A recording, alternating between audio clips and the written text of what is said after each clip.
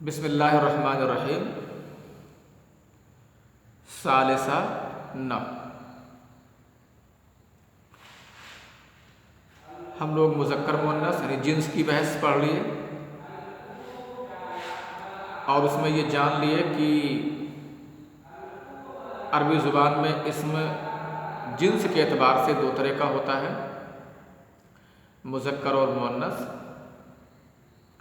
مذکر کی بھی ضرورت پڑتی ہے اور مؤنث کی، اور اس کے لیے مذکر اور مؤنث جاننے کا فائدہ عربی زبان میں کیا ہے؟ تو بہت ساری چیزیں ایسی ہوتی ہیں جو مذکر کے ساتھ مذکر اور مؤنث کے ساتھ مؤنث یعنی مذکر کے ساتھ مؤنث نہیں، مؤنث کے ساتھ مذکر سیٹ نہیں ہوتی ہیں۔ ان چیزوں کے لیے تذکیر و تانیث کا جاننا بے حد ضروری ہوتا ہے۔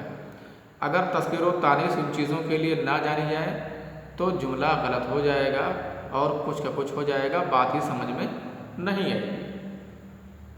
جیسے میں نے آپ لوگوں کو بتایا تھا کہ اگر مبتدا اور خبر کے جملے بنانے ہوں اور کسی کو تذکیر و تانیث کی تمیز نہ ہو تو اس کا جملہ ہمیشہ غلط ہوگا۔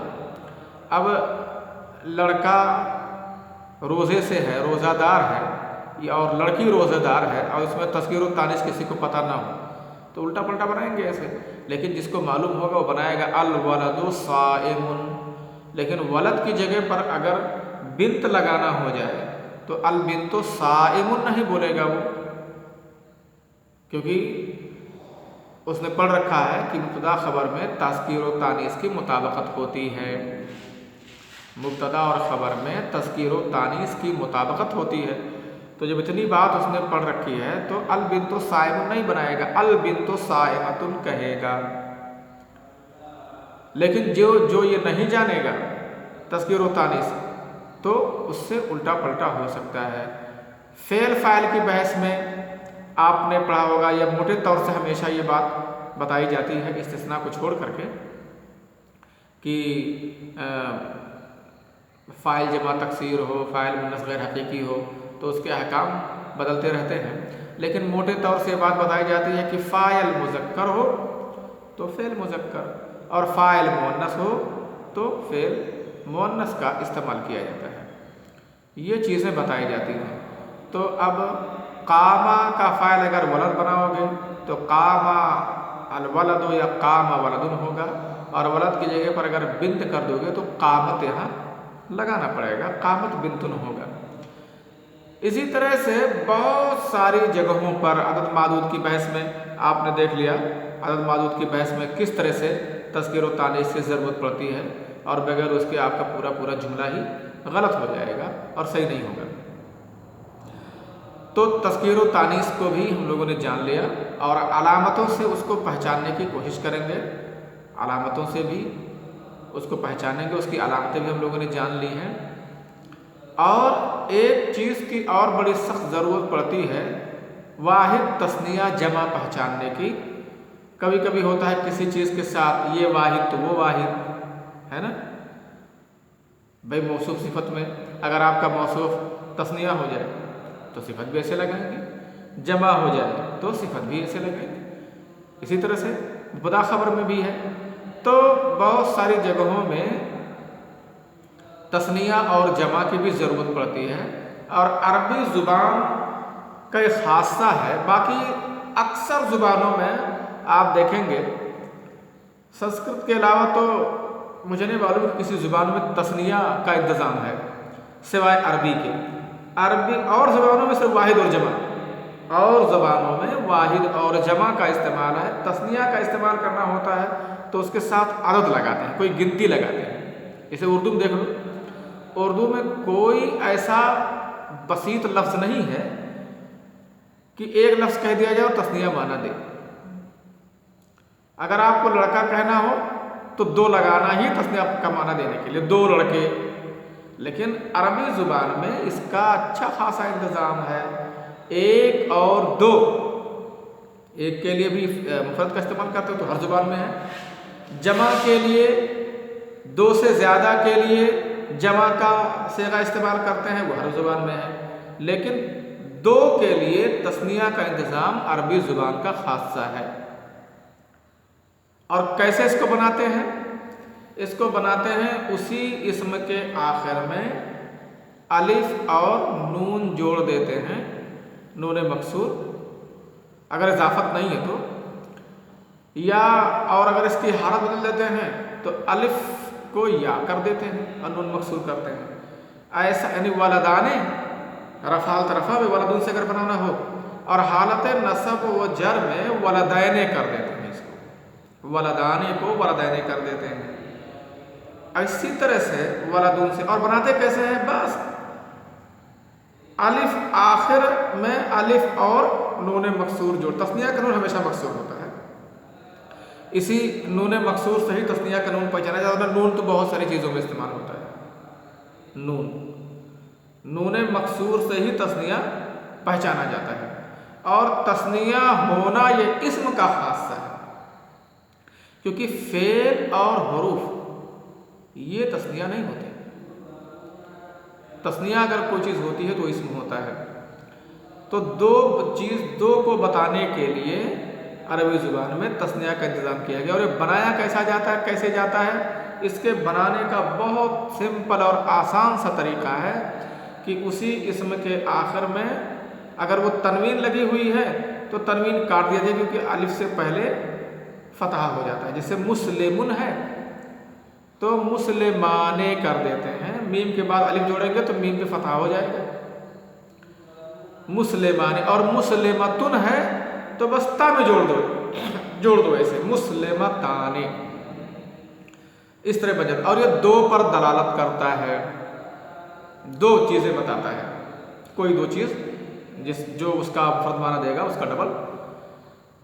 تثنیہ در حقیقت دو مفرد کا اختصار ہوتا ہے. جیسے ولدانے ہیں نا، تو اس کو اگر ہم کھولیں گے تو ولدن پلس ولدن کھل جائے گی. آپ لوگوں نے میتھمیٹکس میں پڑھا ہوگا، بہت ساری چیزوں کو توڑا جاتا ہے سوال حل کرنے کے لیے. سوال حل کرنے کے لیے بہت ساری چیزوں کو توڑ کر کے حل کیا جاتا ہے. جیسے آپ 4 کو توڑیں تو کئی ڈھنگ سے یہ ٹوٹ سکتا ہے. 4 2 + 2 بھی ٹوٹ سکتا ہے، 1 + 1 + 1 + 1 بھی ٹوٹ سکتا ہے، 1 + 3 میں بھی ٹوٹ سکتا ہے. تو اس طرح سے 5 - 1 میں بھی ٹوٹ سکتا ہے. یہ کئی طرح سے ٹوٹ سکتا ہے. اب جہاں جس کی جیسی ضرورت پڑتی ہے، جس طرح توڑنے میں اس کو توڑ لیا جاتا ہے. تو تثنیہ در حقیقت دو مفرد کا اختصار ہے. تثنیہ کیا ہے؟ دو مفرد کا اختصار ہے تو تثنیہ ہے. اور اگر کوئی لفظ دو کا معنی تو دے لیکن وہ دو مفرد کا اختصار نہ ہو تو اسے ملحق بتثنیہ کہیں گے. یہ تثنیہ تو نہیں، لیکن تثنیہ کے ساتھ اس کو کچھ خوبی پائی جانے کی وجہ سے اس کو تثنیہ کے ساتھ جوڑ دیا گیا ہے. جان لو اس چیز کو اچھی طرح سے. کچھ تثنیہ ہے، کچھ ملحق بتثنیہ ہے، کچھ جمع ہے، کچھ ملحق بجمع ہے. تو ملحق جو ہوتے ہیں، جس کے ساتھ ملحق کیا جاتا ہے، اس کا مطلب یہ ہوا، جسے ملحق بتثنیہ کیا تو مطلب یہ ہوا کہ تثنیہ کی کچھ خوبی ہے لیکن پوری خوبیاں تثنیہ کی نہیں ہیں. اگر تثنیہ کی پوری خوبی اس میں ہوتی تو تثنیہ کے ساتھ ملحق کرنے کی ضرورت نہیں پڑتی، بلکہ وہ تثنیہ ڈائریکٹ ہوتا ہے، ڈائریکٹ تثنیہ ہی ہوتا. وہ لفظ ملحق کرنے کی ضرورت نہیں ہوتی. اس میں ملحق کرنے کا مطلب، اگر کسی چیز کو کسی بحث کے ساتھ ملحق کیا جا رہا ہے، اس کا مطلب اس میں کچھ کمی ہے. دوسری بحث کی جو ساری شرطیں پائی جا رہی ہیں وہ تمام کی تمام شرطیں، وہ ساری شرطیں اس میں نہیں ہیں. کیونکہ اگر پوری کی پوری شرطیں ہوتی تو اس کو ملحق نہیں کرتے کسی چیز کے ساتھ. تو ملحق جان لیجیے کسے بولتے ہیں. ملحق کسی کو کسی کے ساتھ ملحق کیا جا رہا ہے تو مطلب کچھ علامتیں پائی جاتی ہیں، کچھ چیزوں میں ملتا ہے اور کچھ چیزوں میں نہیں ملتا ہے. تو میں تثنیہ کی بات کر رہا تھا کہ تثنیہ کیسے جانیں گے؟ وہ دو مفرد کا اختصار، اس کو دو مفرد میں کھول سکے تو تثنیہ ہے. لیکن اگر صرف دو کا معنی دے رہا ہے اور دو مفرد میں کھلتا نہیں ہے تو وہ تثنیہ نہیں. جیسے اسنانے کے معنی دو، یہ تثنیہ نہیں ہے. کیونکہ کیسے اس کو آپ کھولیں گے؟ اسنن پلس اسنن नहीं खोल पाएंगे इसको आप। तस्निया का तो माना देता है लेकिन इसका कोई मुफरद नहीं है, लिहाजा ये मुल्हक बतस्निया है। इसी तरह से किला व किल्ता दो का माना देते हैं, एराब भी कबूल करते हैं तस्निया की तरह, लेकिन आप इसका मुफरद ढूंढिए और दो मुफरद का साथ दिए तो आप नहीं पाएंगे, आप नहीं कर पाएंगे इसमें। आप किलन मुस्बत किलुन तो कर नहीं पाएंगे क्योंकि वो है ही नहीं। इसी तरह से मुल्हक बतस्निया का मतलब जो तस्निया का एराब कबूल करे, माना दे, लेकिन तमाम शर्तें तस्निया की ना पाई जाए, उसको मुल्हक बतस्निया बोलते हैं। और तस्निया बोलते हैं जो दो का माना दे, एराब कबूल करे और तस्निया की तमाम शर्तें उसमें पाई जाए। हम लेते हैं रजुल, रजुलाने, तो देखते हैं ये तस्निया है कि मुल्हक बतस्निया।